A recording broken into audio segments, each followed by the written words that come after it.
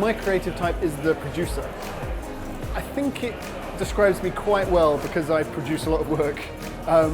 I really sort of knuckle down and get on with stuff a lot of the time, and my work process can be quite time consuming. As a career choice, illustration has been an interesting one. There were certainly moments where I thought maybe it would have been easier if I'd maybe become part of a studio or something, but where I'm at now, I wouldn't have it any other way. So I'm happy to have gone the path I went down.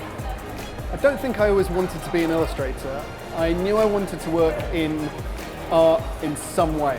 I didn't really know how.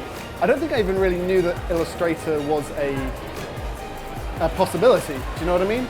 I think I just wanted to do something creative. My favourite project to date is probably working on the Star Wars Force Awakens posters, because that was pretty much a project where it was like a sort of childhood dream come true, if you will, being able to work on something in an official capacity that was going out to so many people around the world.